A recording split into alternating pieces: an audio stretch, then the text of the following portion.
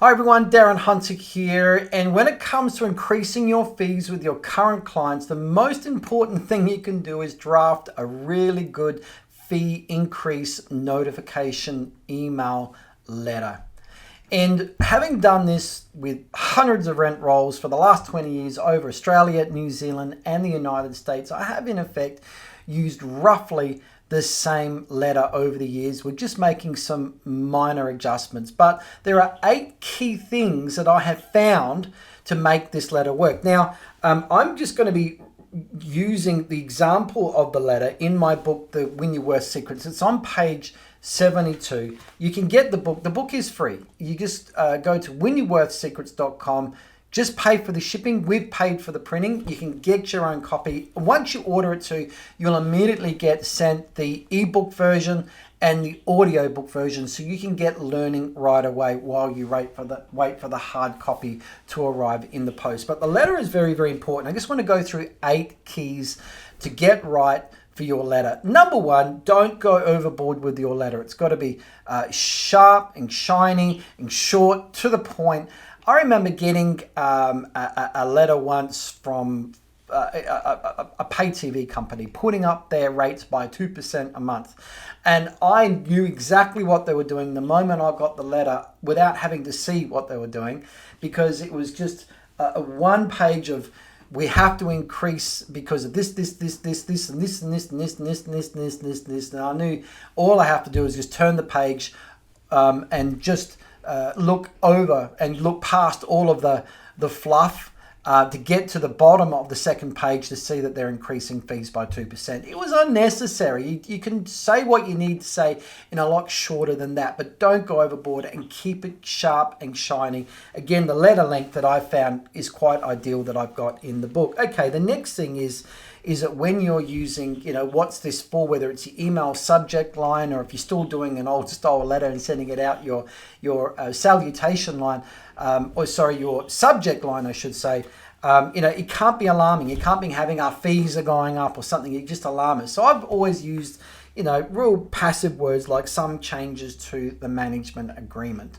something like that. So, and then the next bit we've got to get right is the justification. You just need to have a paragraph really clear of why you need to increase your fees. And so due to the overall increase in business running expenses and the accelerated cost of people resources, salaries, over the last few years, and together with a huge financial investment in both time and technology to meet legislative changes and toughen government compliance, and we haven't also reviewed our fees for the last X years, that could be 5 years, 6 years, we need to advise you of some fee structure changes. So that's just a typical paragraph to use to justify why you've had to do what you're doing, and without apologizing for it, saying it's because of this, we need to do this. And so that leads on into the next part, which is the changes to our fee structure are as follows, and then listing out what those fee changes are. Be really clear, be very transparent, so nothing, you don't go, just refer to the management agreement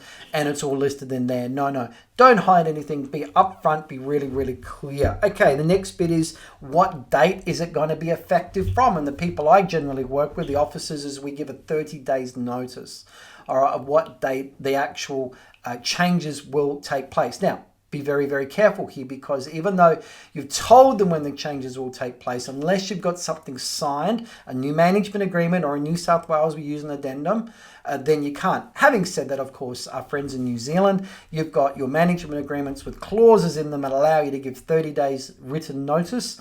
Otherwise, Australia and the United States, you're going to have to get something signed. And in New South Wales, I'm aware you can use a one-page addendum. Everywhere else, I can only recommend that you use a management agreement unless you get independent legal advice in contrary to what I'm saying. Okay, next is simply putting down who they need to contact if they have any questions. Usually, it's going to be the property manager they have the best relationship with. I'm always saying it's the person they have the most trust with can be the first point of contact, because that person's a lot harder to argue with if you're very familiar with them and the client is attached to you. All right, so you're just trying to make that landing a little bit softer for some clients who want to argue. Okay, And down the bottom there, of course, the last point, point 8, is then referring to what they need to sign, whether it's a new management agreement or it's an addendum, and get that back. So there's 8 keys there. Again, it's in my book, but really important that you get your fee increase notification letter right. Be clear. Don't apologize for it. Really important. But it's very much an important tool to have a successful fee increase campaign. If you have any questions or you want help or coaching around that, just book into my diary at getbetterfees.com. Take care.